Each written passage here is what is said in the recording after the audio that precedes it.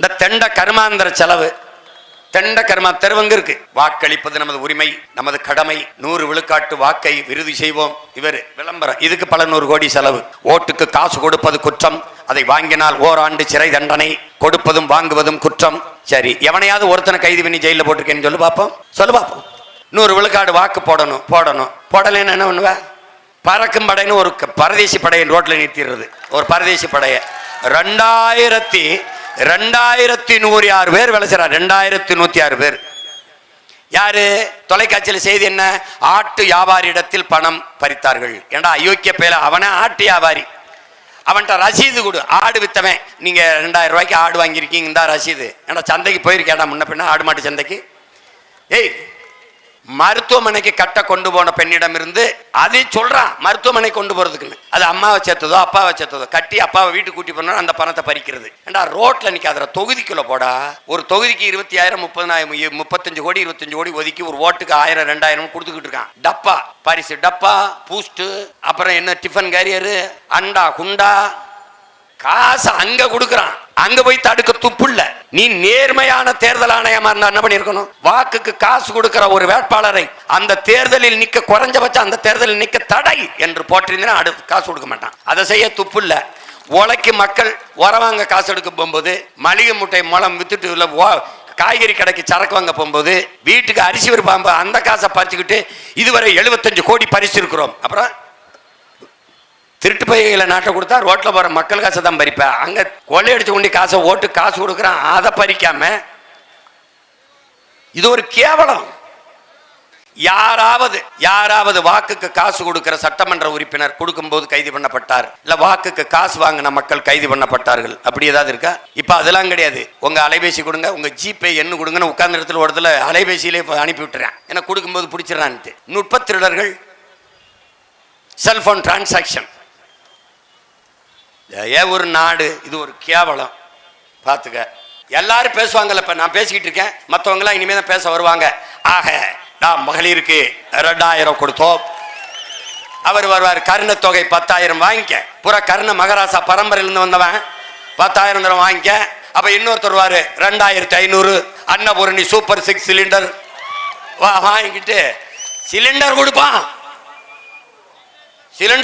அண்டா கொடுப்பான், குக்கர் கொடுப்பான், சமைக்க அரிசி பருப்பு என் விவசாயி தான் கொடுப்பான். இந்த கவனத்தில் வச்சு ஓட்ட போடு.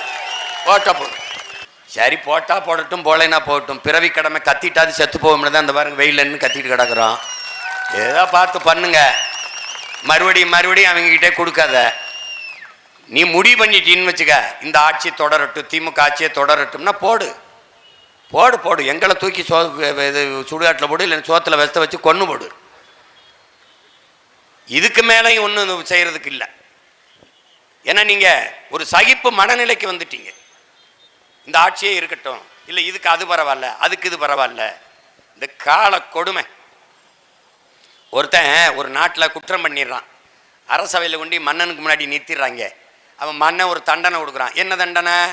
நீ 50 மிளகா கடிக்கணும், இல்லைன்னா 50 சவுக்கடி வாங்கணும்ன்ட்டு. அவன் மிளகா சவுக்கடிக்கு மிளகா பரவாயில்ல, நான் 50 மிளகாயை கடிக்கிறேன்னு கடிக்கிறான். 5 மிளகாயை கடிச்சு தாண்ட முடியல, காந்தது, கண்ணில் தண்ணி தானா கொட்டுது, வாயெல்லாம் எரியுது. மன்னா என்னை மன்னிச்சுக்கிறங்க, நான் சவுக்கடி வாங்கிக்கிறேன், மிளகா கடி தாங்க முடியலன்றான். சரி, அடி சவுக்கடி நடக்கட்டும்ன்றாப்ல. சவுக்கடி 5 அடிக்கு மேலே வாங்க முடியல, முது பிஞ்சு தர்த்தம் ஒட்டுது. மன்னா என்னை மன்னிச்சுக்கிறங்க, என்னால் தாங்க முடியல, நான் மிளகாயே கடிக்கிறேன்னு மறுபடியும் மிளகாய்க்கு போகிறேன். அதே தான் 5 மிளகாய், அதுக்கு மேலே தாண்ட முடியல. மன்னா என்னை மன்னிச்சுக்கிறங்க, மறுபடியும் சவுக்கடியே வாங்கிக்கிறேன்னு வர்றேன். இப்படி மாறி இந்த அதிமுக 5 வருஷம் மிளகா கடி, திமுக 5 வருஷம் சவுக்கடி, அப்புறம் அதிமுக மறுபடி மிளகா கடி, அப்புறம் சவுக்கடி, மாறி அடிங்காயி வாயும் முதுகும் புண்ணா போனதான் உங்களுக்கு மிச்சம். ஐயா, நான் என்ன கொஞ்ச நஞ்சா காலா கத்துறேன்னு நினைக்கிறியா? 15 ஆண்டுகளா கத்திக்கிட்டு வரேன். ஒன்றும் இல்லை. கொஞ்சம் தன்மானம் மிக்க இனமானம் இல்லை மக்கள் கொஞ்சம் விழிப்புணர்வு பெற்று 36 லட்சம் பேர் ஓட்ட போட்டு எனக்கு ஒரு பெரிய கட்சியாக்கிய ஒரு நம்பியை கொடுத்த மகனே, நில்றா, நாங்க இருக்கிறோம்டா, கூட நாங்க இருக்கிறோம்டான்னு. இந்த வேலையை நான் செய்ய வந்தவன் இல்லை. காலம் வரலாறு கட்டளையிட்டு காலம் கையெழுத்தி இறக்கி விட்டுருக்கு. போய் நில்லுன்னு. இல்லைன்னா விடு, போட்டா போடு, இல்லைன்னா விடு. நான் அவங்கள மாதிரி வியாபாரம் பார்த்துட்டு போறேன். 2000 கோடி தரம்ன்றான். 60 சீட்டு தரம்ன்றான், துணை முதல்வர் ஆக்கிறோம்ன்றான். போ, எப்படியோ போ, நானும் போகிறேன். ஓ மலை போனான்னா, காடு போனான்னா, தண்ணி போனான்னா, ஓ வியாபாரம் கட்டு போனான்னா, சோறு விஷமானான்னா, காற்று நஞ்சானான்னா, நீர் நஞ்சானான்னா, உன் தாய்மொழி செத்தான்னா, வரலாறு மறைஞ்சா என்ன, எனக்கு என்ன? ஏன் விட்டுட்டு போக முடியல? உன் கூட பிறந்துட்டேன். ஏன்? என்னை வளர்த்தவன் இந்த நாட்டில் இருந்த அரசியல் தலைவன் எவனும் இல்லை. என்னை உருவாக்கியவன். நான் செத்தாலும் சரி என் இனம் வாழ்ந்தால் போதும், நான் வீழ்ந்தாலும் சரி என் இனம் இழந்தால் போதும் என்று உன் இன வரலாற்றில் என்ற ஒப்பற்ற மாவீரன் என் தலைவன் பிரபாகரன் என்ற பெருமகன் எங்களை உருவாக்கினான். அவன் மகன் நான். அதை அறிவு சமூகம் புரிந்து கொள்ள வேண்டும். தன்னலமற்று உண்மையும் நேர்மையுமாக இந்த மக்களுக்கு உழைக்க வேண்டும், தொண்டாற்ற வேண்டும் என்ற புனித கனவோடு நிற்கிற பிள்ளைகள் எங்களை புரிஞ்சுக்கணும். இந்த வேட்பாளர் யாரும் பெரிய வாரிசு இல்லை. தொகுதிக்கு எவ்வளவு கொடுப்ப? 20 கோடி செலவு பண்ணுவியா? கட்சிக்கு எவ்வளவு கொடுப்ப என்று வாங்கி கொடுக்கல. கட்டுத்தொகை போட உங்க பிள்ளைகளுக்கு காசு இருக்கான்னு உங்களுக்கு தெரியுமா? 234 பேருக்கும் பிச்சை எடுத்துங்க பார், பிச்சை எடுத்து இந்த கட்சி அங்கலங்கலமா வளர்த்து வர்றோம். அந்த பிச்சை யாரு கொடுக்குறா? நீங்க தான். மக்களிடமே கையேந்தி மக்களிடத்தில் இருந்தே இனமாகவும் பணமாகவும் பெற்று அங்கலங்கலமா வளர்ந்து வர்றோம். இங்க வேட்பாளர் நிற்கிற பெண் யார்? அது அப்பா அமைச்சர், அவ வாரிசு. பல தலைமுறையா அப்பா அமைச்சராக இருந்தார். அப்புறம் அவர் வயசாகி போச்சுன்னு மகளுக்கு அப்படிலாம் சீட்டு கொடுக்கல. கலையந்திரின்னு என் தங்கை வழக்கறிஞரா படிச்சுட்டு போட்டி போடுறா. அவளோட திறமையான வேட்பாளர் யாராவது போட்டா, நேர்மையான வேட்பாளர் போட்டா நீங்க அவங்களுக்கு போடுங்க. என் தங்கச்சியும் போட்டா அவங்களுக்கே போட சொல்றேன். போட்டா சொல்லு பாப்போம், சொல்லு பாப்போம். என்ன இது? திரும்ப திரும்ப திருடுறவன்ட்டே நாட்டை கொடுத்துட்டு நாடு பாதுகாப்பா இருக்கணும், நல்ல ஆட்சி வரணும்னா எப்படி வரும்? எப்படி வரும்? கல்வி என்பது எதற்கு? கல்வி என்பது எதற்கு? கல்வியில் மேம்பட்ட சமூகம் தான் அறிவு, ஒழுக்கம், நன்னெறி இதெல்லாம் மேம்பட்டு சமூக ஒழுக்கம், சமூக கட்டுப்பாடு, சமத்துவம், சகோதரத்தெல்லாம் மேம்படும்னு பொருள். ஆனால் அப்படி எதுவும் நடந்ததா இல்லையே? நடந்ததா இல்லையே? இதைத்தான் புரட்சியாளர் அம்பேத்கர் நீங்க கல்வியை கொடுத்துட்டா சமத்துவம் வரும், சகோதரத்துவம் வரும்னியில ஒன்றும் அப்படி தெரியலையேங்கிறதுக்கு அவர் ஒரே வார்த்தையில் முடிச்சிட்டார். தன்னலம் என்று வரும்போது அறிவு வேலை செய்யாதுன்ட்டார். இங்க வேலை செய்யலை, ஒருத்தனுக்கும் வேலை செய்யலை.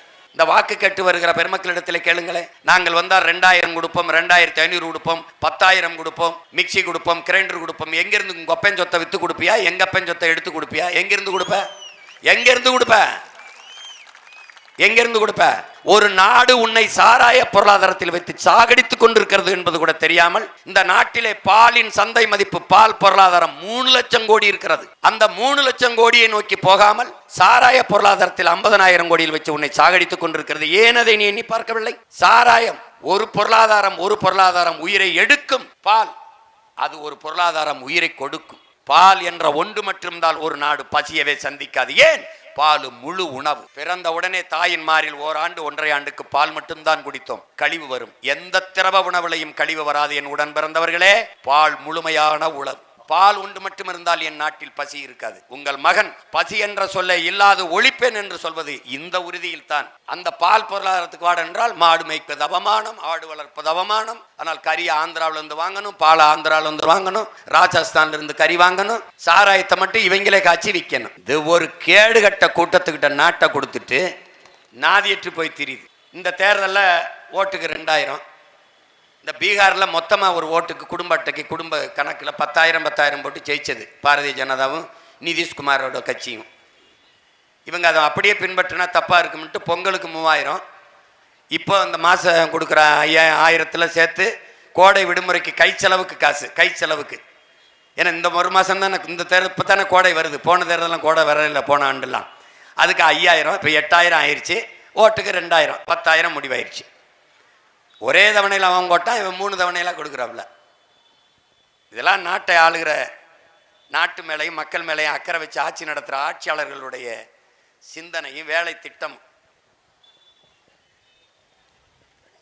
இப்படியே போனால் என் முன்னாடி நிற்கிறவர்களை, என் பேச்சை கேட்கிற உலகெங்கும் இருக்கிற என் அன்பு சொந்தங்கிடத்தை கேட்கிறேன். இப்படியே போனால் இப்போ 10,5 லட்சம் கோடி, 1 லட்சம் கோடி வட்டி. இப்போ அடுத்த ஒரு 5 ஆண்டுகளில் இவங்க யாராவது வந்துட்டாங்க அப்படின்னா அப்புறம் ஒரு 5 லட்சம் கோடி கடன், அப்புறம் ஒரு 5 லட்சம் கோடி கடன். இப்போ கடனையே வாங்கிக்கிட்டு போனால் இந்த நாடு காட்டுகிற வளர்ச்சி கடன் வளர்ச்சியா? எந்த வளர்ச்சி? மக்களின் வாழ்க்கை தர வளர்ச்சியா? எந்த வளர்ச்சி? கடனை வாங்கி நீ எப்படியோ இலவசத்தை கொடுத்து ஆட்சியை செஞ்சுட்டு செத்து போய் கடற்கரையில் படுத்துடுற. நாங்கள் எங்கே படுக்கிறது? என்ன வழி? நீ என்ன பண்ணி வச்சிருக்க? இல்லை கடனை வாங்கினேன் மருத்துவமனையை தரமாக கட்டி ஒழுங்கா மருத்துவத்தை கொடுத்தியா? இல்லை. கடனை வாங்கினே என் பிள்ளைகளையா நல்லா படிக்க வச்சியா? இல்லை. குடிக்கிற நீரையாவது தரமான நீரை கொடுத்தியா? இல்லை. பயணிக்கிற ரோடையாவது ஒழுங்கா போட்டியா? பஸ்ஸையாவது ஒழுங்கா ஓட்டினியா? எந்த கருமாந்திரமும் இல்லை. இந்தா இலவசம், இந்தா இலவசம், இந்தா இலவசம். வந்தா மாணவர் கல்வி கடன் தள்ளுபடி, விவசாயிகளின் கடன் தள்ளுபடி. ஏண்டா ஒரு மாணவன் நீ கடன் வாங்கி படிக்கிற நிலைமையில வச்சுட்டு ஒரு அரசுன்னு பேசிக்கலாமா? ஒரு நாட்டில் விவசாயி கடன் தள்ளுபடி, மாணவர் கடன் தள்ளுபடி என்றால் நாம் இந்த ஆட்சியை செய்கிற இவங்களை மொத்தமா தள்ளுபடி செய்வதை தவிர நமக்கு வேற வழி கிடையாது.